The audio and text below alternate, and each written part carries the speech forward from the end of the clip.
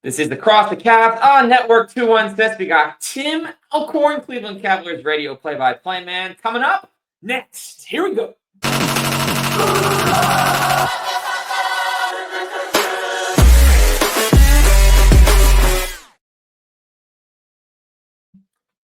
Good evening, ladies and gentlemen, and welcome inside the latest edition of Across the Cavs. It is Monday, March 10th. The Cleveland Cavaliers have not lost a game since February the 4th. They've won 14 games in a row.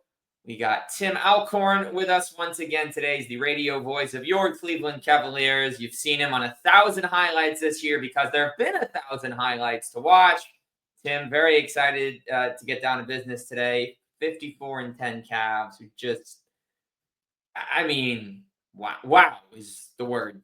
Well, yeah, Zach, first of all, thanks for having me back. Great to be with you. You have a terrific show. So I appreciate the invite. And to your point, who saw 54-10? I didn't see that. I don't think anybody saw that. And it has been a remarkable season, perhaps a once-in-a-lifetime season. Will we see 54-10 again? Who knows? But what a ride it has been so far. And as you said, 14 straight wins with Brooklyn up next. And if the Cavs were to beat the Nets, how about two 15-game winning streaks within one campaign? I mean, that's simply amazing. Yeah, a lot of teams would love to get one of those ever, and truly, Right.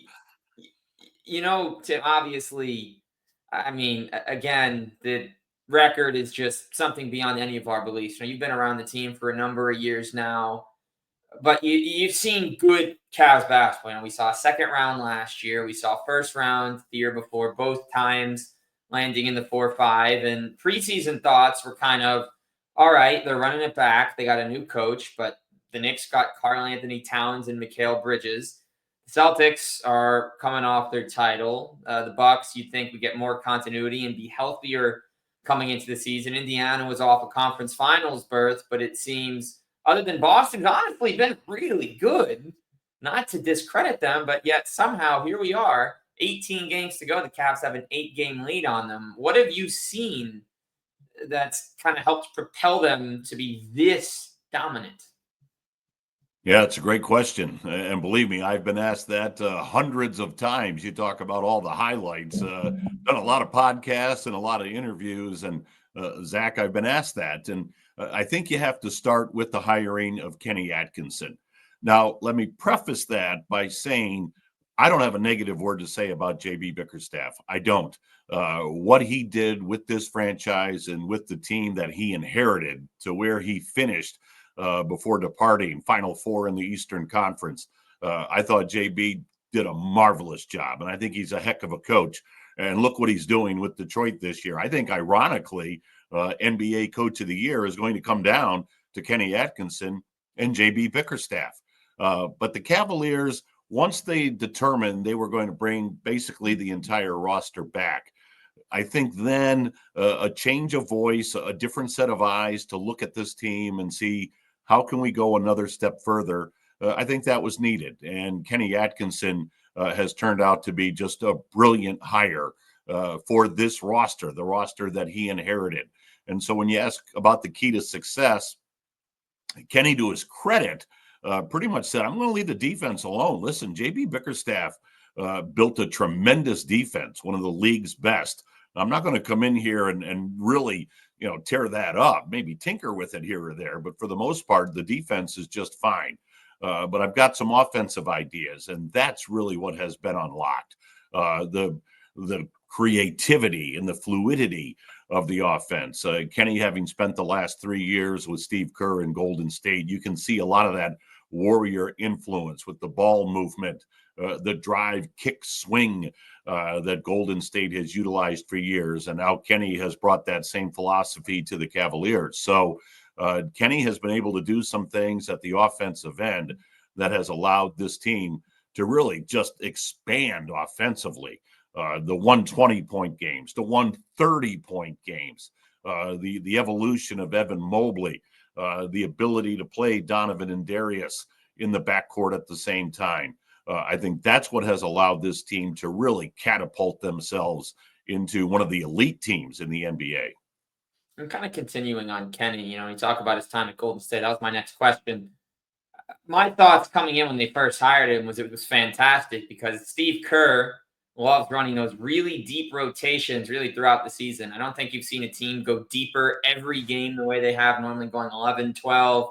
Everybody that's active that night has a chance to get minutes. And I feel like the way the Cavs are doing it now, whereas they regularly will go 10 deep, they bring in 3 in the first quarter off the bench, and they bring another 2. They bring the 3 guys rest. Then you have the combination of Garland for Mitchell and vice versa, and Allen for Mobley after one of them sits. And then you'll bring in probably 2 wings. Obviously, it's changed to where Ty Jerome comes in with the first set instead of the second set. But how important do you think his time there was, Tim, that he can come and he kind of manage it how he does? Because it feels like with the Cavs and how they go, like last night, for example, against the Bucks, with about 9 minutes left, 8.5 minutes, you got a tight game, and you're able to bring in extremely fresh legs, and those legs belong to Okoro and Dean Wade.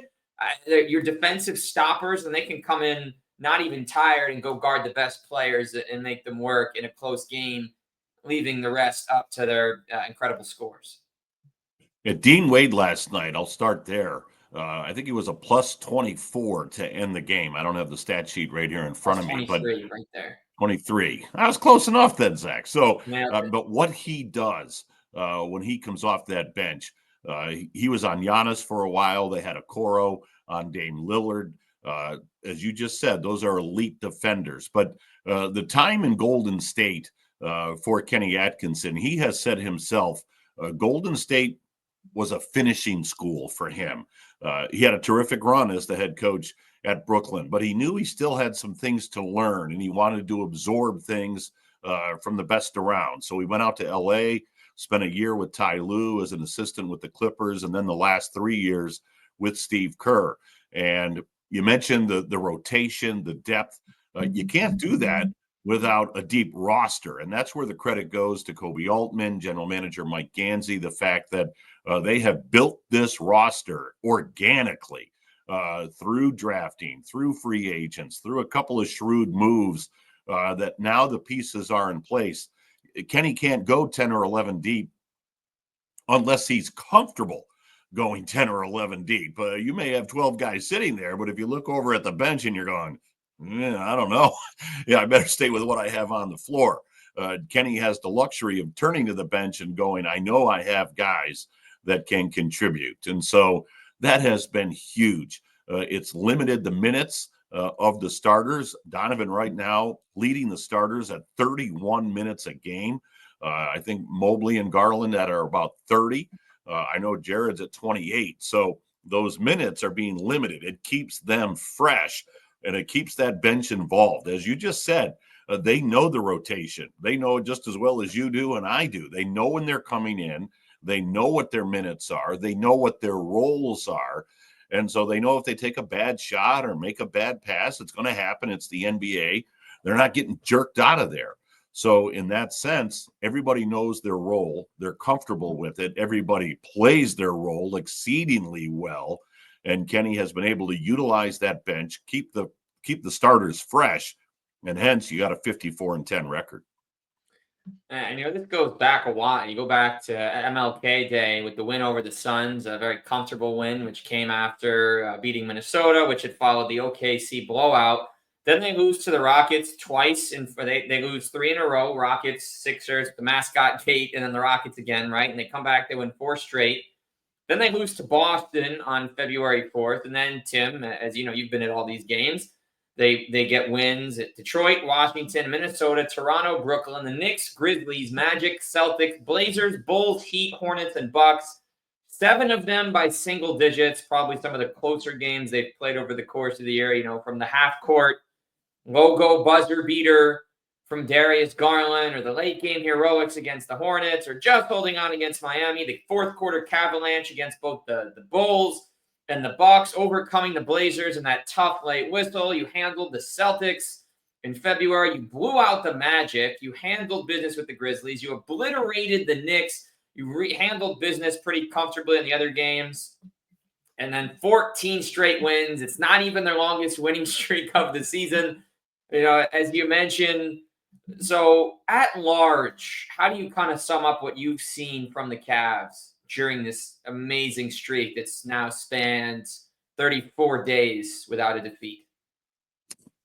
Yeah, that was a great little run you gave there. I'm impressed by that. Maybe you had a note or two to work off, but no, Zach, great job. And I think what it shows is number one, the Cavaliers have a winning mentality, and sometimes that's a phrase that's overused. It becomes cliche, but they just find ways to win. Secondly, they're hungry to win. You alluded to earlier the playoff loss last year to Boston in the second round, and then the year before the 5-game thumping that they took at the hands of the New York Knicks. So that has fueled them, that has driven them. They want to win multiple rounds in the playoffs. They want to get into an Eastern Conference final and perhaps an NBA final. So it's a team that's driven to win. They've learned how to win. And so I think all that, they just know how to make plays. They have finishers. They have guys that aren't afraid of the moment. They know how to collectively come together, get stops when you're coming down the stretch if you're in a tight game. And then they've got guys that want the ball in their hands. So many times you'll see a guy go for 25 or 30 in the first 45 minutes, and then all of a sudden he's backing away in the final three. The Cavs don't have those guys. They got guys that want the shot. And so they're used to winning. There's this winning culture. There's this winning belief. They know how to win. They've learned how to win. And so I think that mentality, again, it becomes a cliche, winning mentality, but it's so true.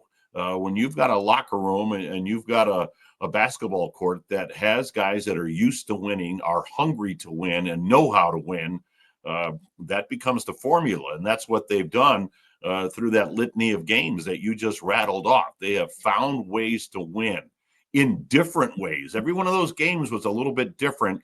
And yet somehow when the buzzer goes off, the Cavs are on top. So they know how to win in a multitude of ways. And a huge part of that, Tim, as you've seen, has been Mr. UVA, the former Cavalier, now a Cavalier again. Ty Jerome broke his ankle last year, really, really bad ankle injury, 2 games into the season. We don't see him again. Didn't think too much of it, right? You think about last year's team, and it was very Mitchell and Garland heavy, and eventually Craig Porter worked his way in, kind of like how Rubio had in years past. You don't think too much of it. You come in preseason, Jerome is working against Craig Porter for those backup minutes. Jerome wins the role. He comes out with a very strong preseason. Once he does that, comes into the regular season, starts having a couple of these games, you're like, wow, wish we had that last year. You'd come in that what Okoro's kind of doing now, or Dean, about 10 minutes left in the first half. Will either play the whole half or play 5 minutes, kind of like what you saw from Javonte Green in his breakout against his former team. And he's just been so good. He's become a sixth-man favorite up there with the likes of Peyton Pritchard and a number of others. DeAndre Hunter, depending on how many games he starts, should still qualify in there. What have you seen from Ty? Because it seems, he's got the vibes. Everyone seems to be calling him the chill guy. He's hitting big shots. And when either Garland or Mitchell go down, those numbers, those minutes are looking like borderline, all-star level as far as efficiency and dominance. Yeah, I mean, what I've seen is an incredible resiliency, mental toughness, and a high basketball IQ. He is not the flashiest guy out there. If you're running highlight reels of Ty Jerome, you're not seeing spectacular dunks and all that sort of thing. But he's a gritty player. Man, is he tough. And you mentioned the gruesome ankle injury that he had last year. When you think about the fact that he basically played a game and a half, and then missed 81 and had to fight through that rehab, that was a real tough injury. But Zach, I was at IMG. I was at Sarasota for training camp, and he really opened my eyes then. And obviously, Kenny and the rest of the organization and the coaching staff, he got after it so hard at IMG that you thought, man, where was this guy, or what could we have done with this guy last year? Because he was so tough. You thought, okay, I mean, he wants to show in training camp that he's going to earn a spot and be a part of this team. And then, as you said, he carried it right into the preseason. And all of a sudden, you're like, wow, he could become a real valuable piece to this team. Now, did anybody see, just as we talked about, did anybody see 54-10? Did anybody see Ty Jerome becoming a 6th man of the year candidate? No, wasn't on my bingo card. I'll say that. But what he has done, he plays with such, as I said, that high basketball IQ. He knows the right play. He never puts your team in a bad spot. Of course, his dad was a coach, then played at Virginia, one of the premier college basketball programs at the time, where his teammate was DeAndre Hunter. So this guy knows the game of basketball, and he plays it at such a high level. He's always a step or two ahead of the opposition. So finds ways to the basket, finds ways to dish, finds ways to score, gritty defender. To me, he reminds me a lot of Delly. Although I think he's a little bit of a better offensive player than Delly, but he's got that real nastiness to him. You love him when he's on your team, and if he's on the opposition, you're like, man, who is this guy? But Ty Jerome, to me, Zach, as much as the Cavs are the story at 54-10, and the team is the story, Ty Jerome is the individual storyline of the year for the Cavaliers. What he has done, especially coming off that horrible injury last year, has simply been astounding. It really has been. And you mentioned the name I wanted to throw out next, DeAndre Hunter, his teammate at UVA, along with, of course, Mamadi Diakite, the three of them all going pro. They won a title together back in 2019. They have not lost a game since trading for DeAndre Hunter. And, initially when we were all seeing the rumors floating around that he was one of the Cavs' go-to candidates, along with the likes of Cam Johnson and a number of other wings. Of course, you knew, having the best record, being so hot for most of the year, you knew you're going to have to trade multiple guys from your rotation in order to make it work. There's rumors that Jaden Tyson may have to get tossed in, your first-round pick. All in all, they ended up trading Karis LeVert and George Niang, who have both done very well in Atlanta. Saw LeVert's game winner last week. We've seen George Niang be a scorer really for the first time in his career. He's getting a career high in touches, so very happy for both of them. And there's a chance of a first-round meetup if the Hawks can stay high enough in the seedings. But they bring in DeAndre Hunter, having his healthiest season in a long time, missed those 10 games at the beginning, and has pretty much been a staple since. How have you seen him kind of blend in, and how important has it been that he has a guy he played with in college and won with coming into this team where really everyone else is a new teammate mid-season? Yeah, Zach, that's a great question. And first of all, I'll start by saying, just like I said with JB, I won't have anything negative about George Niang and Karis LeVert. I mean, when the Cavs made the deal, they were 41-10, and George Niang and Karis LeVert played a huge part in that and in the success last year. Great locker room guys, wonderful teammates to Garland, Mitchell, Mobley, and right on down the line. So that was a difficult decision for Kobe Altman. But the missing piece was that 3-and-D, that 6'7", 6'8" wing guy that could knock down shots, and that long wingspan that you're going to need in the playoffs when you go up against elite wing players. And so DeAndre Hunter was the missing piece. To your point, you're going to have to give up something to get him. But what Kobe and GM Mike Gansey were able to do to get DeAndre Hunter here in his prime, reunite him with Ty Jerome, fill that missing need. He's locked up for 2 more years on his contract. I mean, and stay under the cap, by the way, not to get into all the weeds of the money, but Yes. just a brilliant move by the Cavaliers. So DeAndre Hunter has filled in seamlessly. He has just been terrific. You asked about the comfort level with having Ty here. I'm sure that's huge. Anybody that's moved around or changed jobs or whatever the case may be, even if it is the NBA or any professional sports, you're walking into a locker room where you don't know a lot of guys, or you're walking into a business environment where you don't know people.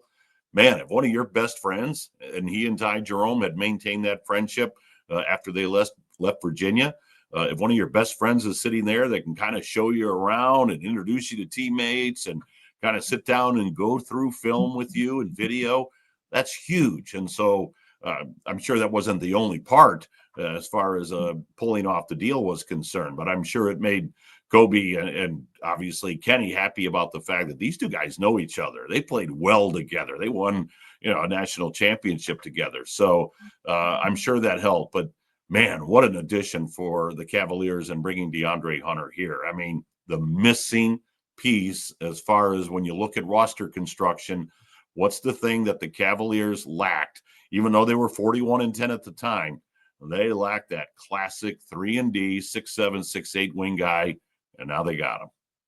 And you look at those games against the Rockets where they just couldn't guard the size. Similarly, when Jalen Johnson was healthy against the Hawks in the early season, nobody could go. Obviously, DeAndre was on the other side for those games, so the double-edged sword. Then they bring him in, and you see the difference. And so we talk about the record and the success. And Tim, you've been calling the game of basketball for a very long time. You've seen some all-time greats, come from the high school level, go right up through the pro level. And of course, with all that talent, with all those years, you've seen some incredible teams.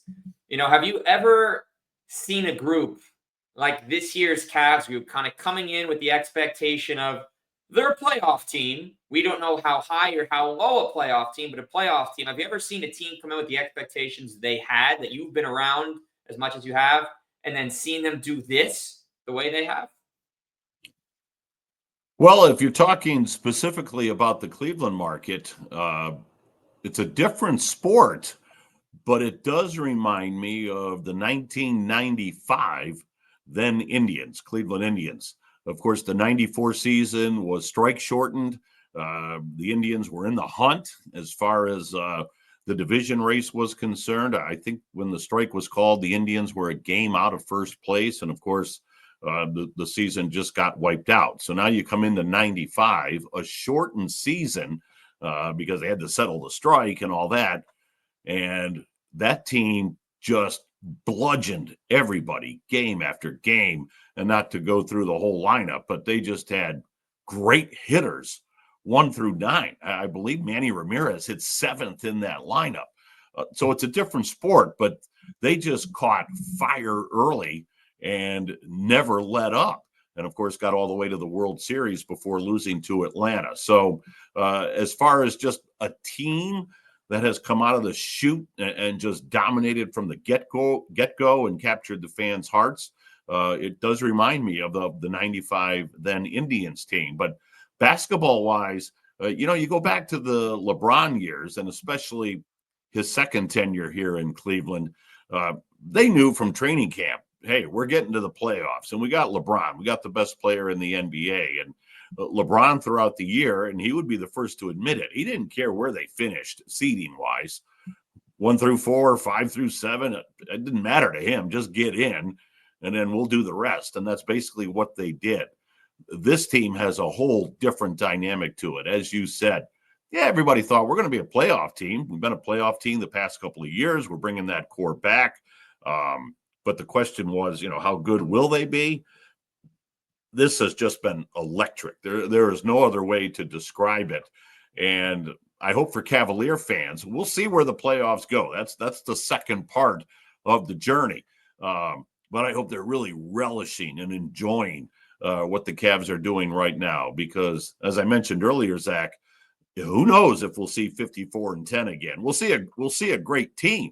I mean, this Cavs team, I mentioned Hunter's under contract. So's Allen, so's Mobley, so's Mitchell, so's Garland. But will we see a regular season like this again? Who knows? So just enjoy this incredible ride, because it's amazing. It's almost unbelievable. Yeah, and then the counterpart in the Western Conference sitting here somehow. They're not 54-10, but 53-11, and we saw it two. It's truly incredible that as dominant as the Cavs have been, and obviously that's our reason for chatting. That's our POV. That you have a team in the West that's 53-11, that has the MVP favorite, that's got 2 All-Stars, that has dealt with some insane injuries while also being 53-11. But because of how the Cavs have done it and how consistent they've been, And even given that, I'd say at this point, Tim, we got like 60% of Cavs games at this point are now national TV based on schedule changes and winning. I don't think you've ever seen a team flexed as much as the 24-25 Cavs. I'm sure the Guinness is taking note.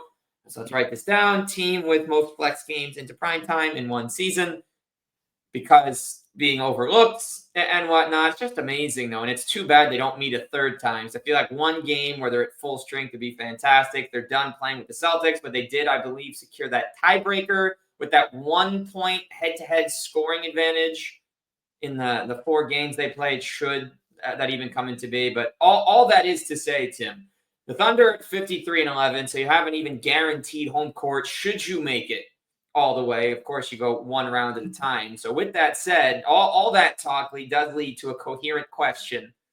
How important is it for the Cavs to sustain strong play in the last 18 so they can, while also, of course, balancing rest so that they can maintain their momentum into round one? It's interesting. By the way, going back to the Cavs OKC for just a minute, and then I'll answer your question. Sure. I don't remember 2 regular season games in the midst of an 82-game schedule getting as much hype and just creating as much fervor as those Cavs OKC games did. I mean, that was remarkable that the whole country was paying attention, that the eyes of basketball were on the Cavs and OKC. And I thought, that's great. I mean, not just because I'm the Cavs play-by-play guy, but because these are 2 teams, smaller markets that built their clubs organically through drafting, and I went through all that before. So I'm thrilled OKC's doing well. It would be an unbelievable matchup if that's where we are in June. But as you said, we've got some paths to get through before we get there. So strong play down the stretch. Yes, it's very important. I think we saw, and again, injuries played a part in that, but I think we saw last year and even the year before, the Cavs kind of hobbled into the playoffs. And Kenny Atkinson has been very upfront about the fact that he wants to go into the playoffs on a crescendo. It's not something that you just kind of ease into. In fact, he's talked about building player minutes as far as the starters are concerned, because he knows in playoff basketball, you're going to want your best players on the floor for as long as you can keep them out there. And that's not to diminish the bench. The bench has been simply amazing. It's been remarkable. But that core 4, Garland, Mitchell, Mobley, Allen, their minutes are going to increase. So Zach, as Kenny has said, I think you'll see him ramp those guys up a little bit down the stretch rather than rest them. I think he wants to see them get to about 34, 35 minutes a game by the end of the regular season, or at least this final 18-game stretch, I think is where we're at now. So, he's following that Steve Kerr model. I mean, he truly is to say, we don't want to go in just on an even keel or just coasting in. We want to go in all cylinders clicking. Yeah, we're getting to that stretch point this week. You got the Nets, the Grizzlies, and the Magic, and then you guys got the big West Coast trip next week with the Clippers, Kings, Suns, Jazz, and Blazers. You got 4 10 p.m. or later starts in a row. So I'm sure those that are watching March Madness and the 2-screen people are going to love that they can finish the night with the Cavs instead of starting in on. I'm very excited, honestly, for the late game. I think it's good, Tim. Obviously from the fan, for your perspective, at this point you're well acquainted to all right, if the game runs late, it is. But on that fan side, you get that random stretch. Well, it's not random, it's how it's scheduled. You got to play all the West Coast teams. You want to travel efficiently. You get these 4 10 o'clock games out of 5, and it's exciting. It tests the fans' durability. Can I stay up? Because then you get to the playoffs. And the play-by-play guys. It's hard, but then you guys, right? You travel game after game, and then when you have a doubleheader, right? You do one game, you get in the air, you start prepping, you land, you sleep for a couple hours, and it's right back to it, right? So it's a grind. So I'm sure seeing all this probably also is great from your side, because all the information that goes into a game, because there's a lot. Anyone that hasn't called the game before, those sheets are full, and there's not just sheets, there's packets. You have your stuff that's in front of you, your spotting boards, then you have your actual player stuff, and you write 20 pages of data. Sometimes you only get to about 3% over the Right. course of the game. It's kinda right? Yep. And so it's got to feel great too, right, Tim, knowing that a lot of the stuff that you and Jim Jones have been preparing this year are being so widely seen because of just how dominant the team has been.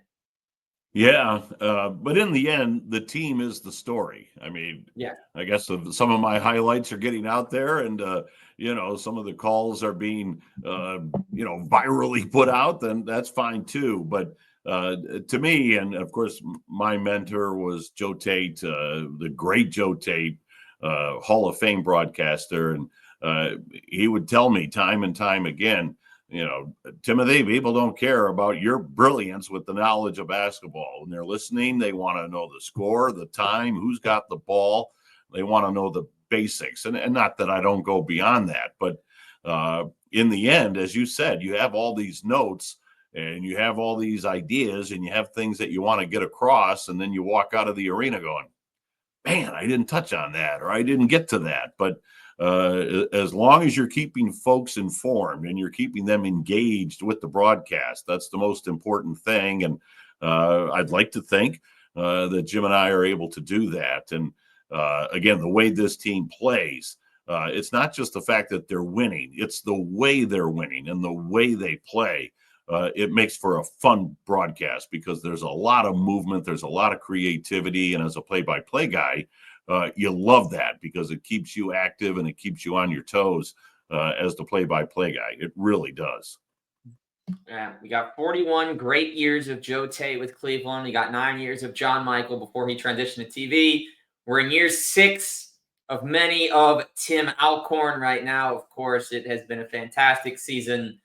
And on the TV side, he's now more splitting between color and studio, but we got to touch on this, Tim. Mr. Cavalier Austin Carr turned 77 today, 77 years young, brings the energy of Yes. someone probably 30 years his junior, I'm sure, every day. What has it been like, being around Tim? He's been on broadcast with the Cavs for 26 years. It was their first 10,000 point score, his third to have his jersey lifted into the rafters. And it just seems that him still being there and watching this after being there for the last title just seems so special that he's still such a big part of the way we all, take in Cavs news and coverage. Yeah, you referred to him as Mr. Cavalier, and he's earned that title. I love Austin Carr. He's become one of my best friends within the Cavalier organization. As you said, Zach, 77 years young. When he is with the Cavs on the road, as you said, he's kind of split that now with Brad Doherty. But when AC's on the road, he's up early every morning and he's heading to the hotel workout room. And then if he's not heading to shoot around after his workout, he's heading to a golf course and he's out playing 18. I mean, he is active. He's in incredible physical shape. And obviously, his mental acuity is as sharp as it's ever been. He knows the game of basketball. He is so beloved by this Cavs community. I've been out with Austin on social occasions and Cavs events, and he gets swarmed. I mean, they just love AC. So, yeah, he's an awesome ambassador for the Cavaliers. What people don't tend to realize or remember, back when Austin was hurt and he injured his knees, there wasn't the medical science, there wasn't the technology to deal with that like they can now. Austin Carr would have been an elite scorer in this league. He was one of the best scorers and shooters to ever come out of college basketball when he was the number one pick in the draft when the Cavaliers selected him. And then, of course, the knee injuries derailed him somewhat. Not that he didn't put up impressive numbers, but he lost that explosiveness. And in that sense, it's sad that we weren't able to see the real AC at the NBA level because he had brilliance written all over him. But you know what? He's not bitter about it. He takes it in stride. He loves his standing with the Cavaliers and with the Cavalier fans. And I hope he's around for a long, long time because AC is a great buddy of mine, and I love that guy. only guy to score 60 in a March Madness game. He has the record at Notre Dame with 61, and he's got 3 of the top 4 scoring games that predates the 3-point line. And I was reading a recent, he's got 3 of the top 4. And every year we get the graphic, most points in a game. It always resurfaces, and we'll certainly be resurfacing it again. And I think I was reading a piece about his career recently, and it talked about a lot of these guys back then, like, what is passing? But and you're that he was sharing the ball. It's a system. 61, he's always had it. And I do have to ask him my last AC question before we wrap up. He has many, countless, if you will, catchphrases that everybody seems to know and love and reverberate. Do you have a number one favorite Austin Carr catchphrase that he's used on a call? Oh, absolutely. Get that weak stuff out of here. Because it's a playground thing. You can almost hear it from when he was a youngster playing in D.C. on the playgrounds in Washington or in a pickup game. You just see some guy driving down the lane, get that weak stuff out of here. I mean, it's just so AC. I love it. And you're right. He's got a lot of them, but that's probably his signature one. And I love it. I love when in fact, they now play it at Rocket Arena on a blocked shot, whether it's Mobley or Allen. You'll hear AC's voice reverberate. Get that weak stuff out of here. It's awesome. And Tim, as we wrap up, pleasure talking Cavs and AC and catching up. What are your closing thoughts for our listeners about what's to come with the Cavs season? Get ready for a deep playoff run. If you're a Cavs fan, something tells me this is going to go into late May and hopefully June. Zach, I'll say it to you. I've shared it with others. I think the Eastern Conference is a 2-team race. I think it comes down to the Cavs and Celtics for the Eastern Conference championship. Hey, to be the champ, you got to beat the champ. And the Cavs are going to have to beat Boston. They're not going to beat themselves. They're not going to roll over.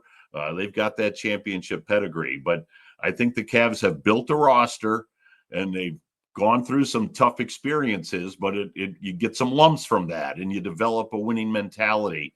That it's going to come down to the Cavs and the Celtics. It's going to be a great series, and hopefully the Cavs will get that one and play in June. But I think they'll be in the Eastern Conference Finals against Boston. A sight to see. It's been a minute since the last Cavs-Celtics playoff matchup. Just kidding. Nope, it was last year. It's been a minute since they've met in the conference finals. You got to go back to that LeBron's second tenure, and you go back to that first tenure. And the winner of those series just always seems to know something that the other doesn't. But Tim, a pleasure catching up today. And as always, getting the best analysis we can get about the Cleveland Cavaliers from the source himself. Zach, I appreciate it. It's been a while, so it's great to be back with you. I always enjoy our conversations, and so let's do this again when the postseason starts and talk some Cavaliers playoff basketball. Sounds good to me. He's Tim Alcorn, Zach Weiss with you as always. Cross the Cavs Network 216. We'll see you next time.